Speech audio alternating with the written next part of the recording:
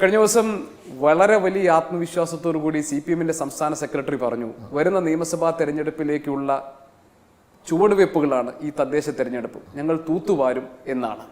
കോൺഗ്രസ് ആകട്ടെ വളരെ ഒരുപക്ഷെ 2015 ശേഷം വളരെ ശക്തമായ നിലയിൽ ഇടപെടൽ നടത്തിയിട്ടുണ്ട്. സ്ഥാനാർത്ഥി നിർണയം വേഗം നടത്തി, വളരെ വലിയ മുന്നൊരുക്കങ്ങൾ നടത്തിയിട്ടുണ്ട്. എന്താണ് കോൺഗ്രസിന്റെ ഇക്കുറി ഉള്ള പ്രതീക്ഷ? ഞങ്ങൾക്ക് നല്ല ആത്മവിശ്വാസമുണ്ട്. കാരണം 2 തെരഞ്ഞെടുപ്പുകളുണ്ടായ തിരിച്ചടികൾ അതിനെ എങ്ങനെ അതിജീവിക്കാമെന്നുള്ളതിനെക്കുറിച്ച് വസ്തുനിഷ്ഠമായി പഠനം നടത്തി അതിൻ്റെ എല്ലാ ഒരുക്കങ്ങളും നടത്തിയതിന് ശേഷമാണ് കേരളത്തിൽ പാർട്ടി ഇലക്ഷൻ രംഗത്തേക്ക് പ്രവേശിക്കുന്നത്. പതിവിന് വിപരീതമായി പലയിടങ്ങളിലും, തിരുവനന്തപുരം ഉൾപ്പെടെ പലയിടങ്ങളിലും സ്ഥാനാർത്ഥികളെ വളരെ നേരത്തെ തന്നെ നിശ്ചയിക്കാൻ കഴിഞ്ഞിട്ടുണ്ട്. അതിൻ്റെ കാരണം വളരെ മുമ്പ് തന്നെ ഞങ്ങൾ ചട്ടക്കൂടുണ്ടാക്കിയിരുന്നു. ഇപ്പോൾ ലോക്സഭാ ഇലക്ഷൻ കഴിഞ്ഞ് റിസൾട്ട് വരുന്നതിന് മുമ്പ് തന്നെ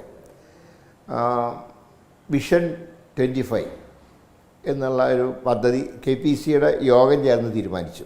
റിസൾട്ട് വന്നിട്ടില്ല ലോക്സഭയിൽ, അതിനു മുമ്പ്. അപ്പോൾ അതനുസരിച്ച് എല്ലാ നിയോജകമണ്ഡലങ്ങളിലും ക്യാമ്പുകൾ നടത്തി. അതിനു പുറമെ മഹാത്മാഗാന്ധി കുടുംബ സംഗമങ്ങൾ വാർഡ് അടിസ്ഥാനത്തിൽ നടത്തി. വാർഡുകളിൽ കോർ കമ്മിറ്റികൾ ഉണ്ടാക്കി. ആ കമ്മിറ്റികളാണ് സ്ഥാനാർത്ഥികളെ നിശ്ചയിക്കേണ്ടത് എന്നുള്ളൊരു തീരുമാനം വളരെ നേരത്തെ തന്നെ എടുത്തു. അതിൽ നേതാക്കന്മാർ ഇടപെടാൻ പാടില്ല എന്നുള്ള തീരുമാനം. അതിൻ്റെയൊക്കെ അടിസ്ഥാനത്തിൽ മുൻകാലങ്ങളെ അപേക്ഷിച്ച്, ഞാൻ എല്ലാം പൂർണ്ണമെന്ന് ഞാൻ പറയുന്നില്ല, മുൻകാലങ്ങളെ അപേക്ഷിച്ച് ഭേദപ്പെട്ട രീതിയിൽ സ്ഥാനാർത്ഥി നിർണയം പൂർത്തിയാക്കാൻ കഴിഞ്ഞിട്ടുണ്ട്.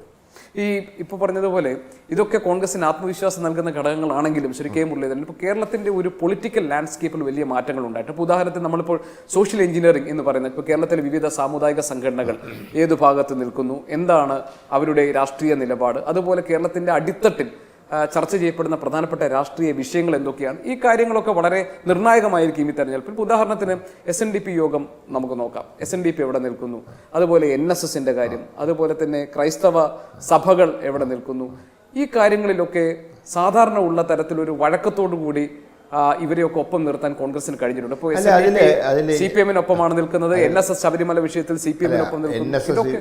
NSS ശബരിമലയിലെ ആഗോള അയ്യപ്പ സംഗമത്തിൽ പങ്കെടുത്തു എന്നല്ലാതെ തുടർന്നുള്ള ഒരു കാര്യങ്ങളും ഒരു സർക്കാരായിട്ട് സഹകരിച്ചിട്ടില്ല.